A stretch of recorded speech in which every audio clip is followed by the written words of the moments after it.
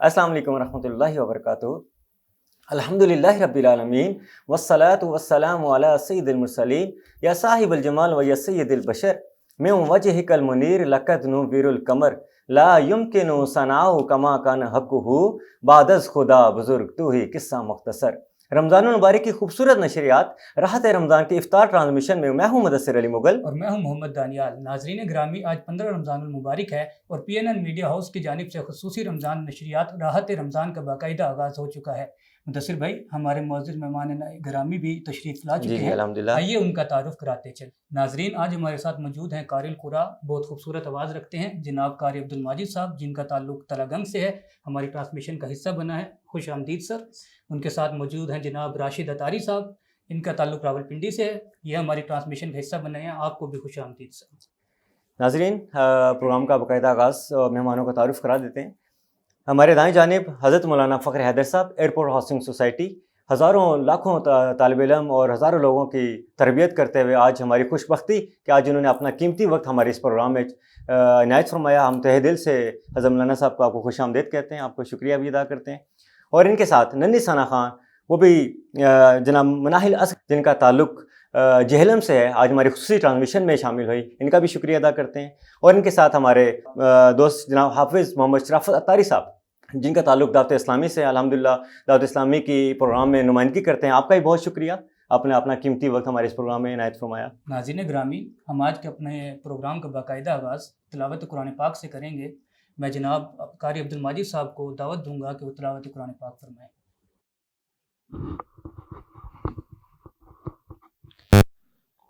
اعوذ باللہ من الشیطان الرجیم،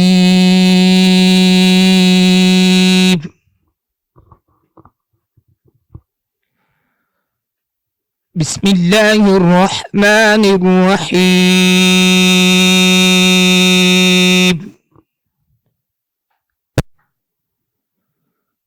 واللہ الذی لا الہ الا هو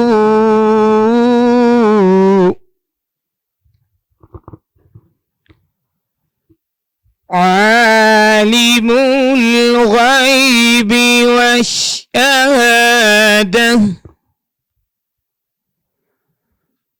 هو الرحمن الرحیم،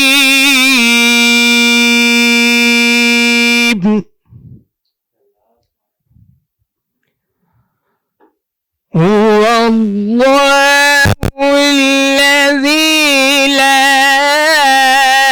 الہ الا هو الملك القدوس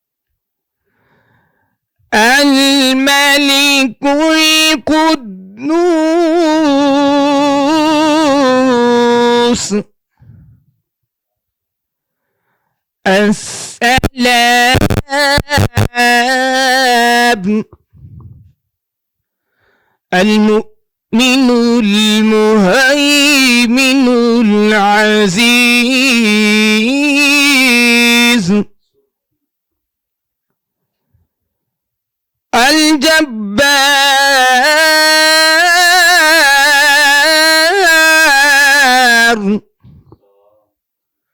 الجبار المتكبر،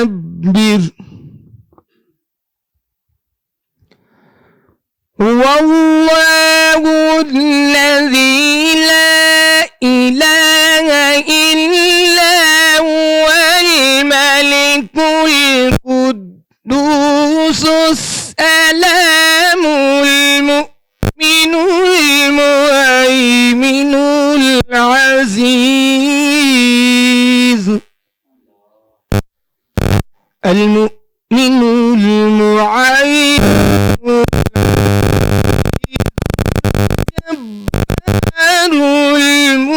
المتكبر، سبحان الله عما يشركون،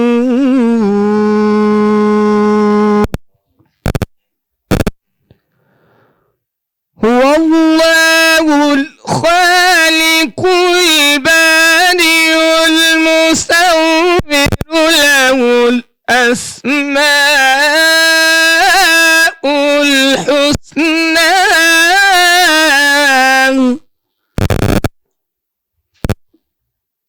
يسبح له ما في السماوات والأرض وهو العزيز الحكيم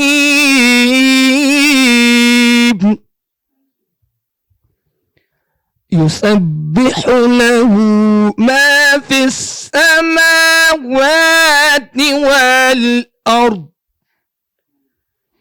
وهو العزيز الحكيم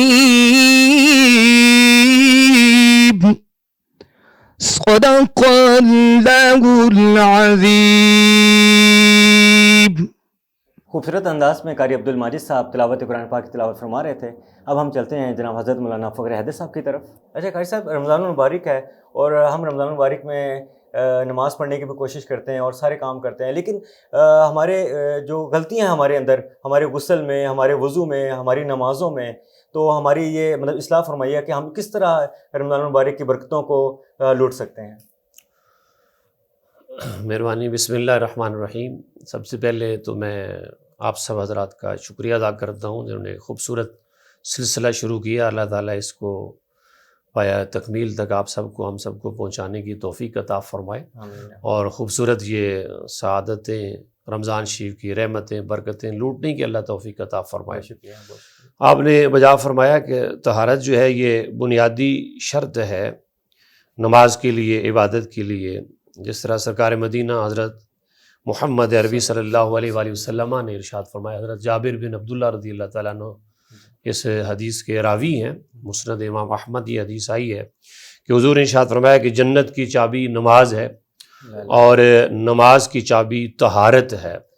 اب طہارت کے بغیر نہ تو ہماری نماز ہے، نہ کوئی روزہ ہے، نہ کوئی اور چیز ہے. اس کے بارے میں سرکار مدینہ حضرت محمد عربی صلی اللہ علیہ وآلہ وسلم پر نازل ہونے والی سچی کتاب قرآن کریم میں اللہ رب العزت نے سورہ مائدہ کی آیت نمبر 7 میں ارشاد فرمایا، یا ایھا الذین آمنوا اذا قمتم الی الصلاۃ فاغسلوا وجوہکم وایدیکم الی المرافق وامسحوا برؤوسکم وارجلکم الی الکعبین وان کنتم جنوبا فاطہروا وان کنتم مرضی او علی سفر او جاء احد منکم من الغائط او لامستم النساء فلم تجدوا ماء فتیمموا صعیدا طیبا فامسحوا بوجوہکم وایدیکم منہ ما یرید اللہ لیجعل علیکم من حرج ولکن یرید لیطہرکم ولیتم نعمتہ علیکم وَلَعَلَّكُمْ تَشْكُرُونَ. میں اس کا ترجمہ پہلے وضاحت کروں گا. اللہ رب العزت نے ارشاد فرمایا کہ ایمان والو، جب تم نماز کا ارادہ کرو تو تم بے وضو ہو تو اپنے چہروں کو اور اپنے ہاتھوں کو کونیوں سمیت دھو لو اور اپنے سروں کا مسح کرو اور اپنے پاؤں کو ٹخنوں سمیت دھو لو. اور اگر تم جنبی ہو یعنی غسل کی حاجت ہو، اچھی طرح پاکیزگی حاصل کرو. اور تم اگر بیمار ہو یا مسافر ہو یا تم سے کوئی قضاء حاجت کر کے آئے یا تم نے عورتوں سے عمل تزویج کیا ہو پس تم پانی نہ پاؤ تو تم پاک مٹی سے تیمم کرو. تم اپنے چہروں اور ہاتھوں پر اس پاک مٹی سے مسح کرو. اللہ تعالیٰ تم پر تنگی نہیں فرماتا، لیکن وہ تم کو خوب پاک کرنا چاہتا ہے تاکہ تم اپنی جو تم پر اس نے نعمت کی اسے پورا فرمائے، تاکہ تم اللہ رب العزت کا شکریہ ادا کرو. تو اب اس میں تمام بنیادی شرائط جو ہیں وہ آ گئیں طہارت کے لیے، یعنی اس میں غسل کا ذکر ہے، اس میں وضو کا ذکر ہے، اس میں تیمم کا ذکر ہے. تو اب سب سے پہلے آدمی طہارت کبریٰ جسے کہتے ہیں یا طہارت اکبر غسل جو ہے کرنا اسے کہیں گے، اور طہارت اصغر یہ بے وضوگی میں آئے گا، یعنی وضو جو ہے وہ کرنا. اب طہارت اکبر یعنی غسل کرنا یہ ضروری ہے اور فرض ہے، جس طرح آپ نے قرآن کریم کی اس آیہ کریمہ کے ضمن میں سماعت فرمایا. تو اب غسل آدمی جب کرے گا تو نماز کے لیے وہ تیار ہوگا، وہ عبادت کر سکے گا، وہ روزہ رکھ سکے گا، کوئی بھی نیک اعمال جو ہے وہ کر سکے گا۔ اب غسل کے 3 فرائض ہیں۔ سب سے پہلے منہ میں پانی ڈالنا یعنی کلی کرنا، اور اس کے بعد ناک میں جو نرم ہڈی ہے یہاں تک پانی پہنچانا۔ روزہ نہ ہو تو پھر اوپر کھینچنا، روزہ ہو تو پھر یہ پہنچانا تاکہ وہ سارا پانی جو ہے وہ نرم ہڈی تک پہنچ جائے۔ اور اس کے بعد پھر سر سے لے کے پاؤں تک پانی ایسے بہانا کہ کوئی بال بھر بھی جگہ خشک نہ رہے۔ اب اس میں جہاں جہاں پانی پہنچانا واجب ہے، یعنی مثال کے طور پہ ناف ہے تو ناف میں پانی عام حالت میں نہیں پہنچتا، اب جس وقت تک اس میں چھوٹی انگلی جو ہے وہ نہیں ماریں گے تو وہاں تہ تک پانی نہیں پہنچے گا، تو یہ واجب ہے وہاں پہنچانا۔ اسی طرح اس کی شرمگاہیں ہیں، ارد گرد جتنی بھی چیزیں ہیں جہاں بھی پانی نہیں پہنچتا وہاں پہنچانا پانی واجب ہے۔ تو یہ 3 فرائض اس میں آ جائیں گے یہ غسل کے، اور یہ بنیادی شرط ہے۔ ایک آدمی جب بالغ ہو جاتا ہے اس کے اوپر نماز فرض ہوتی ہے تو وہ جس وقت تک اسے غسل وہ نہیں کرے گا صحیح، اس کی نماز ادا نہیں ہوگی۔ اب اس میں پھر یہ جو چیزیں ہیں، مثال کے طور پہ ناخن جو ہیں یہ بڑے ہو گئے، اب ان کے پانی جو ہے نیچے وہ نہیں پہنچے گا، تو اب ان کا کاٹنا ہمیشہ یہ یاد رہے کہ یہ چھوٹے ہونے چاہیے۔ عورتوں کا یہ مسئلہ ہے کہ وہ ان کے ناخن بڑے نہیں ہونے چاہیے، اگر ہیں تو انہیں صاف رکھیں۔ وہ نیل پالش وغیرہ استعمال کرتی ہیں، تو اب نیل پالش جب لگائیں گے تو پانی ناخن تک نہیں پہنچے گا، ان کا غسل نہیں ہوگا، نماز بھی نہیں ہوگی، وضو نہیں ہوگا، نماز بھی نہیں ہوگی۔ اب ان کا یہ ہے کہ اگر وہ لگانا چاہیں تو اس کی ممانعت نہیں، لگا سکتی ہیں، وہ ہار سنگار کر سکتی ہیں اپنے شوہر کے لیے جو شریعت کی حدود ہے اس کے اندر رہتی ہوئی ہے۔ اب یہ کہ وہ لگائیں اور بعد میں وہ صاف کر دیں، ریموور آج کل ملتے ہیں، اور وہ صاف کر دیں اور پھر وضو کریں اور نماز پڑھیں تو نماز تب اللہ تعالیٰ قبول فرمائے گا۔ اب بال بھر بھی جگہ خشک رہ جائے پورے بدن میں یا ناخنوں کے اوپر نیچے جہاں بھی جگہ، اسی طرح ہاتھ کے دونوں، یہ جو دونوں ہاتھ ہیں ان کی انگلیاں ہیں ان میں جو خلال ہے اکثر جگہ وہاں بھی خشک رہ جاتی ہے، تو وہ بھی خشک نہ رہے، وہاں ہاتھ کا لگانا مسح کرنا ضروری ہے۔ اسی طرح پاؤں جو ہے، پاؤں کی انگلیوں ان کا خلال جو ہے اور ان کے درمیان جو جگہ ہے وہ، اور اسی طرح ناخنوں کے ساتھ، اور اسی طرح جو کروٹیں ہیں وہ ضروری ہیں۔ اور بعض اوقات آدمی جو ہے وہ منہ دھوتے ہوئے زیادہ بند کر لیتا ہے، تو وہ اگر بند کرے گا تو وہ ساتھ میں جو کروٹیں ہیں وہ سمٹ جائیں گی اور ان میں جگہ خشک رہ جائے گی، اور بعد میں وہ کھولے گا تو وہ اس طرح اس کا غسل نہیں ہوگا۔ تو بنیادی شرط کیا غسل ہے، اور غسل میں پھر 3 فرائض ہیں۔ تو یہ پھر میں ایک دفعہ دہرا دوں، پہلا فرض یہ ہے منہ میں پانی ڈالنا یعنی کلی کرنا، اور اس میں یہ ہے کہ دانت بھی صاف ہونے چاہیے، دانتوں کا خیال کرنا، مسواک کرنا، دانتوں کے جو چھوٹے چھوٹے یہ جو خلا ہے اگر ان میں وہ کوئی چیز رہ جائے گی، جس طرح گوشت ہے، گوشت پھنس جاتا ہے، ہاں جی، اور چیز ہے وہ پھنس جاتی ہے اور یہ صاف نہیں کرے گا، خلال نہیں کرے گا، اب وہ جگہ خشک رہ گئی۔ اسی طرح ہر جگہ آگے پیچھے وہ صاف کرنا سب دانتوں کا ضروری ہے، وہاں پانی پہنچائے اور گرگرا نہ کرے روزے کی حالت میں، اگر روزہ نہیں ہے تو پھر وہ گرگرا کرے گا، اور یہ پہلا فرض ہے۔ دوسرا ناک میں پانی نرم ہڈی تک پہنچانا یہ فرض ہے، اگر یہ نہیں کرے گا تو گویا فرض ادا نہیں ہوگا۔ تو اس میں پانی عام حالت میں تو پانی وہ ناک کے قریب کریں گے، دائیں ہاتھ کے ساتھ کھینچیں گے اور وہ اوپر آ جائے گا، لیکن روزے میں نہیں کھینچیں گے کہ اندر پانی نہ چلا جائے، تو وہ کوشش کر کے نرم ہڈی تک پانی پہنچانا یہ دوسرا فرض ہے۔ تیسرا فرض سر سے لے کے پاؤں تک اس طرح پانی بہانا کہ کوئی جگہ خشک نہ رہے، یعنی بال بھر جگہ خشک نہ رہے، تو یہ ضروری ہے، یہ تیسرا فرض جو ہے یہ ہے۔ اسی طرح پھر وضو میں آئیں گے تو وضو کے بھی 4 فرض ہیں۔ اب اس میں پہلا فرض ہے وضو کا چہرہ دھونا۔ اب چہرہ جہاں سے بال اگتے ہیں وہاں سے لے کے ٹھوڑی، یہ جو ابری ہوئی جگہ ہے، ایک کان کی نرم لو سے دوسرے کان کی نرم لو تک، اس کے اندر جتنا چہرہ ہے اس کا دھونا فرض ہے۔ اگر بال بھر بھی جگہ رہ جائے، مثال کے طور پہ کسی نے وضو کیا اور ہونٹ زیادہ دبا لیے، اب پہلے عام حالت میں جو جگہ باہر رہتی ہے وہ نہیں، وہ زیادہ دب گئی، تو اب یہ جگہ جو ہے یہ باہر خشک رہ جائے گی، یہ ساتھ والی جو ہے، لہذا اس کا چہرہ دھونا کامل نہیں ہوگا اور وضو نہیں ہوگا۔ اسی طرح آنکھیں زیادہ بند کر لیتے ہیں زور سے اس طرح، تو یہ کرنا ضرور، یہ بالکل غلط ہے۔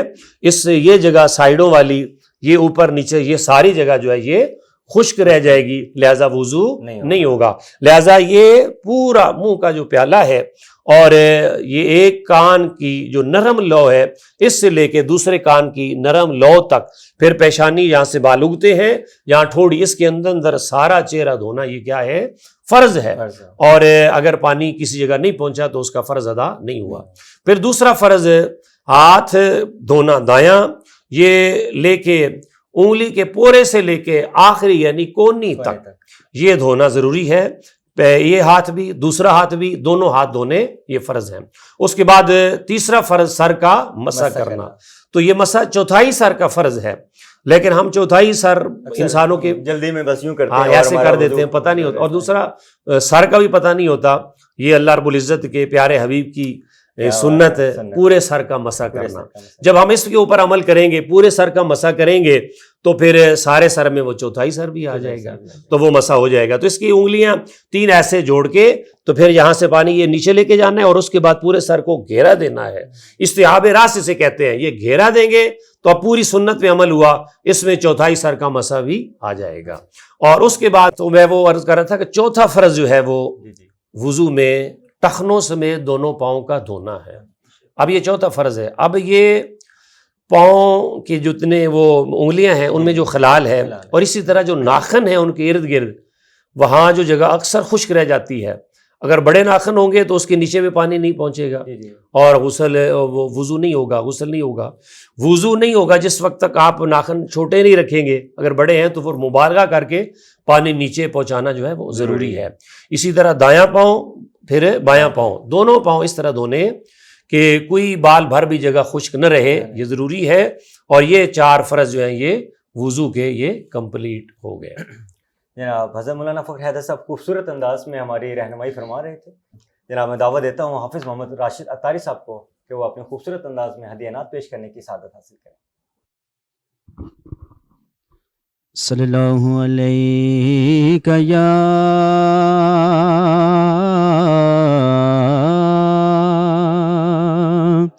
رسول اللہ وسلم علیک یا حبیب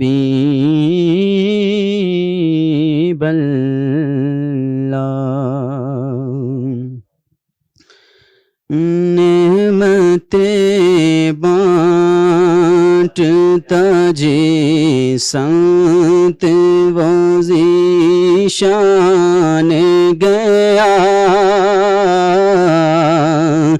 ساتھ ہی منشی رحمت کا قلم دان گیا، نعمتیں بانٹتا اور دل ہے وہ دل جو تیری یاد سے معمور رہا، دل ہے وہ دل جو تیری یاد سے معمور رہا، سر ہے وہ سر جو تیرے قدموں پہ قربان گیا، نعمتیں بانٹتا جلد کے غیروں کی طرف دیان گیا، لے خبر جلد کے غیروں کی طرف دیان گیا، میرے مولا میرے آقا تیرے قربان گیا، نعمتیں بانٹتا اور آج لے ان کی پناہ آج مدد مانگ ان سے آج لے ان کی پناہ آج مدد مانگ ان سے نہ مانیں گے قیامت میں اگر مان گیا نعمتیں بانٹتا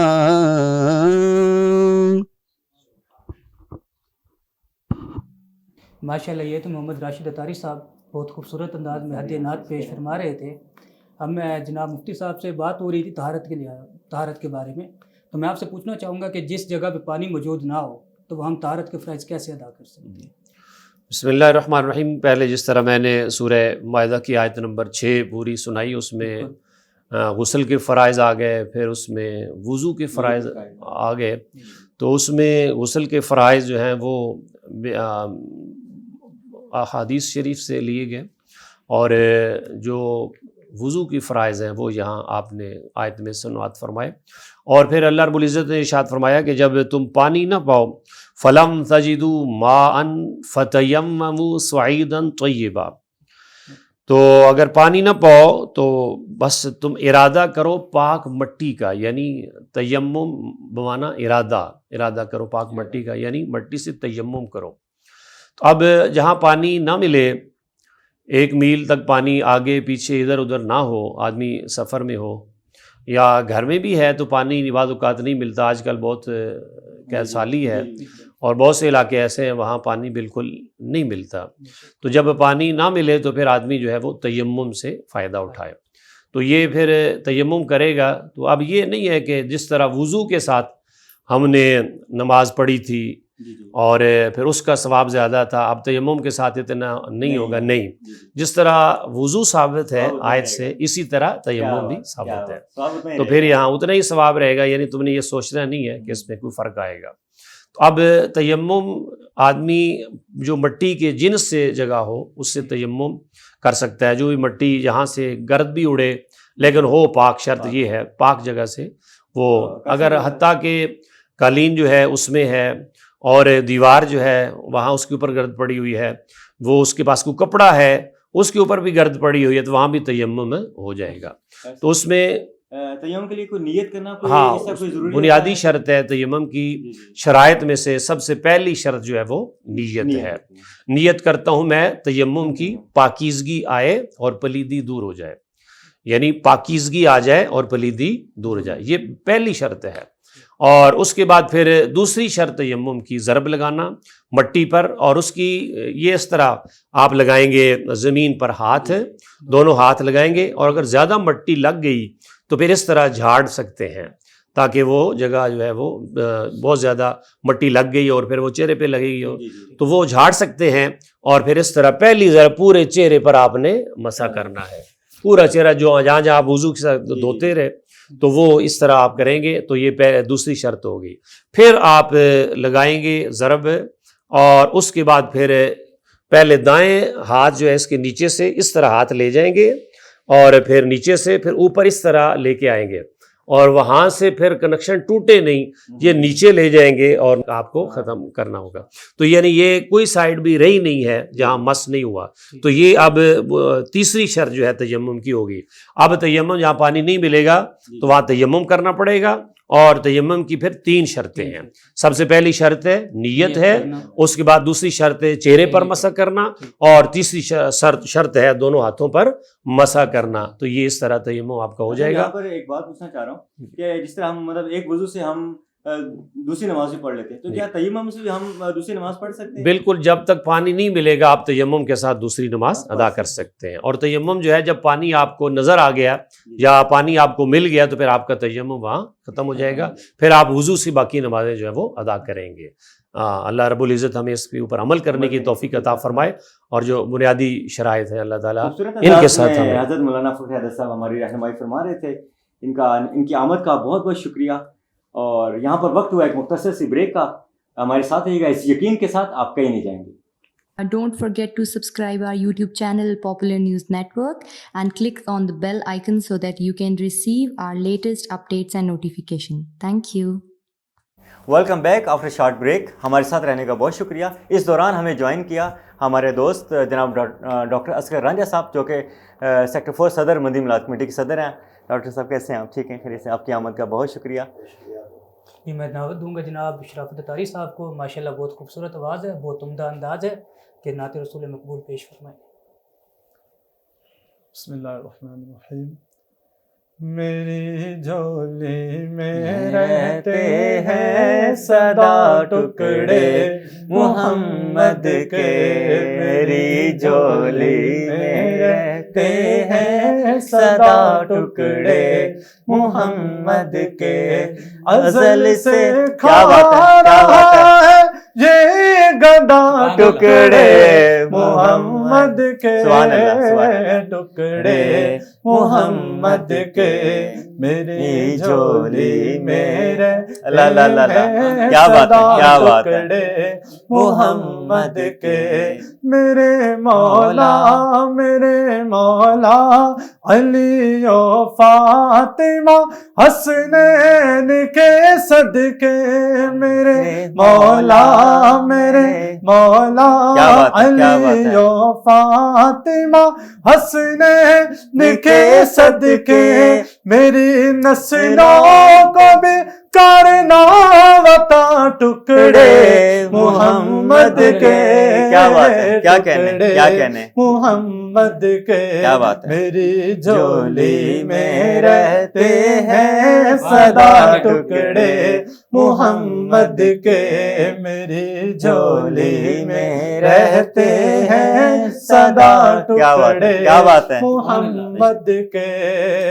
انہیں کھا کر ابو بکر عمر عثمان بنتے ہیں. انہیں کھا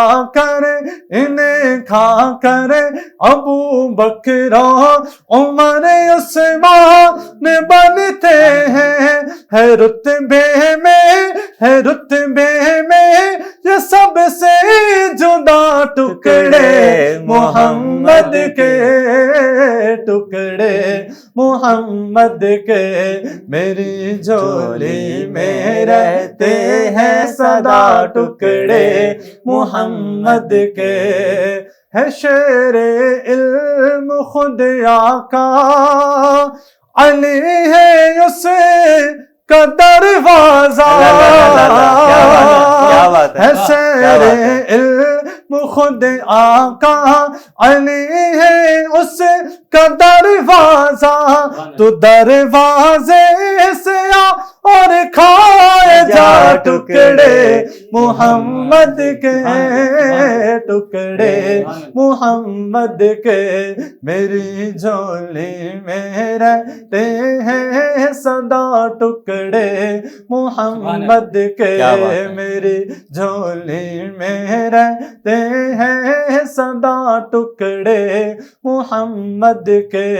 پڑی ہے کیا مجھے شاہوں کے در سے جا کہ میں مانگوں.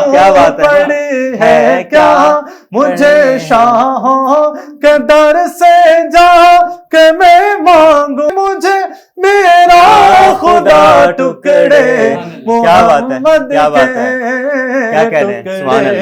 محمد کے.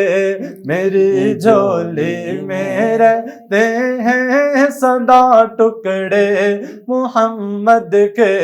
میری جھولی میں رہتے ہیں صدا ٹکڑے محمد کے.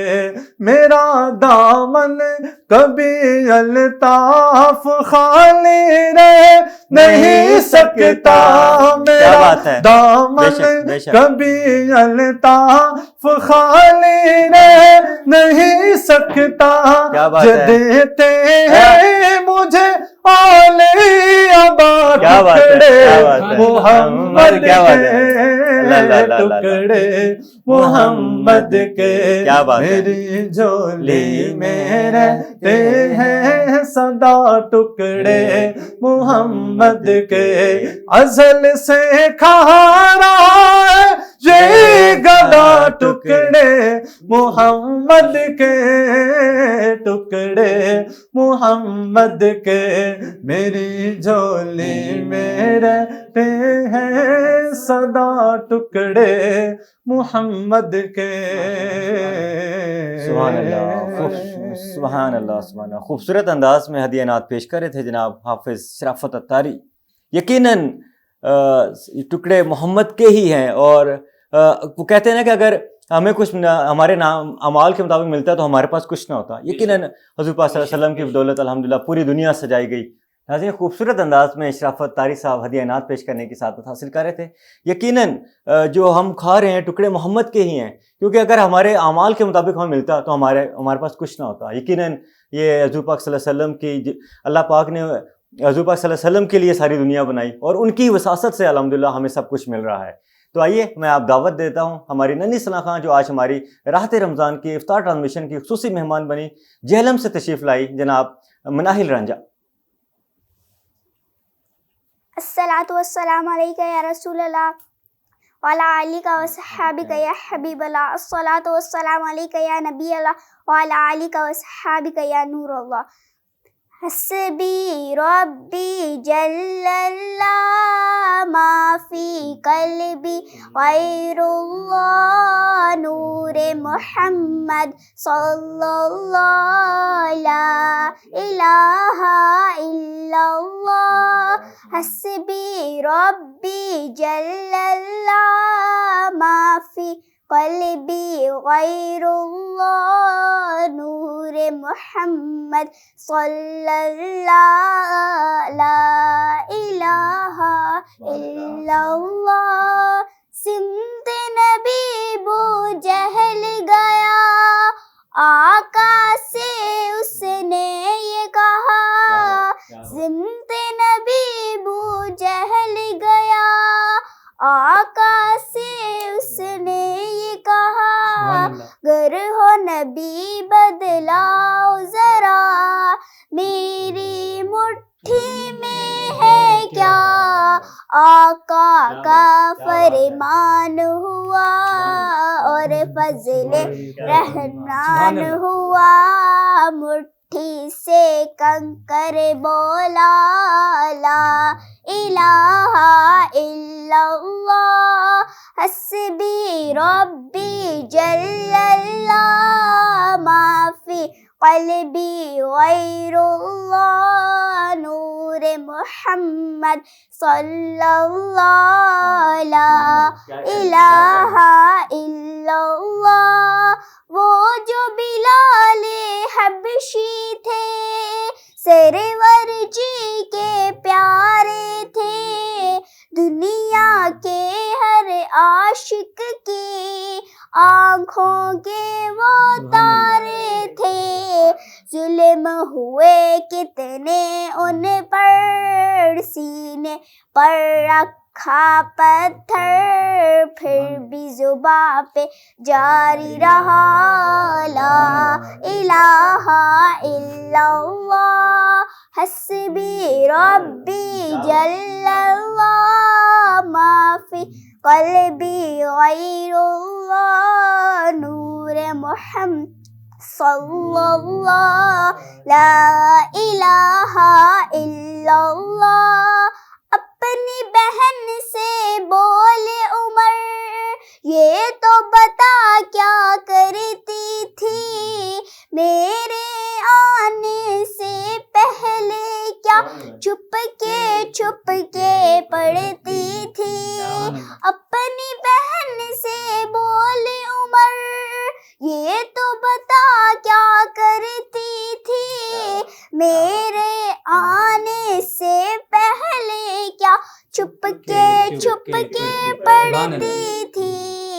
بہن نے جب قرآن پڑھا سن کے کلام پاک خدا دل یہ عمر کا بول اٹھا لا الہ الا اللہ حسبی ربی جل اللہ ما فی قلبی غیر اللہ نور محمد صلی اللہ لا الہ الا اللہ میرے نبی کے غلاموں کا رتبہ بڑا تھا شان بڑی چاہے غوث اعظم ہو یا کہ داتا حجویری یاد نہیں تمہیں وہ منظر یاد نہیں تمہیں وہ منظر خواجہ نے جب خود چل کر 90 لاکھوں کو پڑھوایا لا الہ الا اللہ حسبی ربی جل اللہ ما فی قلبی غیر اللہ نور محمد صلی اللہ لا الہ الا اللہ. ماشاءاللہ ماشاءاللہ ہماری ننیسنا خان مصطفیٰ بہت عمدہ انداز میں ہدیہ نعت پیش کر رہی تھی. مدثر بھائی یہاں میں ڈاکٹر صاحب کی موجودگی کا فائدہ اٹھاؤں گا. ڈاکٹر صاحب مغفرت کا عشرہ ہے اور ماشاءاللہ نصف ہو چکا ہے. تو آپ ہمیں بتائیں, ہمارے ناظرین کو بتائیے گا کہ ہم کیسے اللہ تعالیٰ سے مغفرت حاصل کر سکتے ہیں اور کیسے اپنے گناہوں کی بخشش حاصل کر سکتے ہیں. جی بسم اللہ الرحمن الرحیم. بہت شکریہ جناب مدثر مغل صاحب اور آپ لوگوں کا. جناب علی یہ کہ عشرہ مغفرت تقریباً رواں دواں ہے, تو اس میں زیادہ سے زیادہ آپ رب کریم سے توبہ کی ریکویسٹ کریں اور اپنے گناہوں کی معافی مانگیں, اور زیادہ سے زیادہ آپ حقوق العباد کا خیال رکھیں, اور آپ نے جن لوگوں کے ساتھ کچھ زیادتی ہوئی آپ سے دانستہ غیر دانستہ ہوئی ہے اس میں آپ تاکہ غیبت بھی ہوئی ہے تو اس کی آپ ان سے معافی مانگیں تاکہ اللہ تعالیٰ آپ کو آپ کی توبہ قبول کرے اور آپ کی مغفرت ہو جائے. تو ایک تو یہ طریقہ ہے. دوسرا یہ ہے کہ آپ جتنا ہو سکے کہ اس عشرے میں اللہ تعالیٰ سے مغفرت کی التجا کریں, عبادات کریں, تو استغفار کی کثرت کریں تو تاکہ توبہ قبول ہو. اس طرح ایک روایت ہے کہ حضرت یونس علیہ السلام کی قوم کی توبہ تب تک قبول نہیں ہوئی تھی جب تک انہوں نے جو کسی کا حق مارا تھا, مطلب کہ ایک دیوار میں کسی کا پتھر بھی اگر لگایا تھا تو وہ اٹھا کے واپس نہیں کیا, تب تک ان کی توبہ قبول نہیں ہوئی. تو اس لیے ہمیں بہت زیادہ حقوق العباد کا خیال کرنا چاہیے, اور اس میں ہے کہ رب کی بھی رضا اور رب کے حبیب کی رضا اس میں شامل ہو جاتی ہے. تو ان کی جب رضا شامل ہوتی ہے تو اللہ تعالیٰ توبہ قبول فرماتے ہیں. تو ہم جتنا ہو سکے اپنے رب کو راضی کریں اور توبہ مغفرت کریں جس سے ہماری توبہ قبول ہو, اور اپنے رب اور حبیب کو راضی کر لیں. اسی رضا میں سب کچھ ہے. تو اللہ تعالیٰ سب کی رضا ہے اور اسی رضا میں سب کچھ مل جاتا ہے. توبہ بھی ہو جاتی ہے اور اللہ تعالیٰ گناہ بھی معاف کرتا ہے. اور جتنی عبادات ہو سکے آپ عبادات کریں اور لوگوں کے ساتھ صلح رحمی کریں, تو اللہ تعالیٰ صلح رحمی پہ بڑے خوش ہوتے ہیں. اور رب خوش ہو گیا تو آپ کا بیڑا پار ہو گیا, اور رب کا حبیب خوش ہو گیا تو آپ کا بیڑا پار ہو گیا. تو اللہ تعالیٰ ہم سب پہ رحم کرے, اپنا خصوصی کرم کرے, اور ہمیں اپنے گناہوں کی توبہ کرنے کی توفیق بھی دے. اور اللہ تعالیٰ جتنی جس کو چاہے توفیق دیتا ہے, اور ہمیں دعا کرنی چاہیے کہ رب تعالیٰ ہمیں توفیق دے توبہ کی تاکہ ہماری توبہ قبول ہو. تو اللہ تعالیٰ سب پہ رحم کرے. خوبصورت انداز میں ڈاکٹر اصغر رانجھا صاحب اپنے گفتگو فرما رہے تھے. یقیناً جو رمضان المبارک کی خوبصورت گھڑیاں رواں دواں ہیں, ہمیں کثرت سے استغفار کرنی چاہیے, اور اس کے ساتھ ساتھ درود و سلام کے گجر حضور پاک صلی اللہ علیہ وسلم کی بارگاہ پیش کرنی چاہیے. اور رمضان المبارک جو ابھی عشرہ گزر رہا ہے اور 15 دن گزر چکے ہیں اور مزید 15 دن رہ گئے, تو ہمیں یہ سوچ کر عبادت کرنی چاہیے, کیا معلوم اگلے سال رمضان المبارک ہمارے نصیب میں ہو یا نہ ہو. تو آئیے اب پروگرام کا آگے لے کے چلتے ہیں, اور ہدیہ نعت کے لیے میں دعوت دیتا ہوں ہمارے مشہور اور معروف ثنا خان جناب محمد راشد طاری صاحب ہدیہ نعت پیش کرنے کی سعادت حاصل کر رہے ہیں. صلی اللہ علیہ یا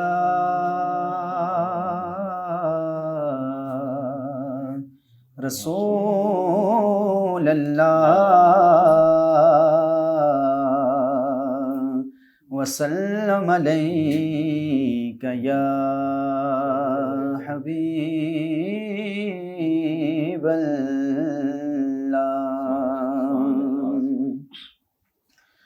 مجھ پہ بھی چشم کرم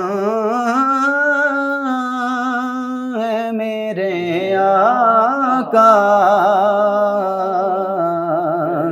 کرنا حق تو میرا بھی ہے رحمت کا تقاضا کرنا مجھ پہ بھی چشم کرم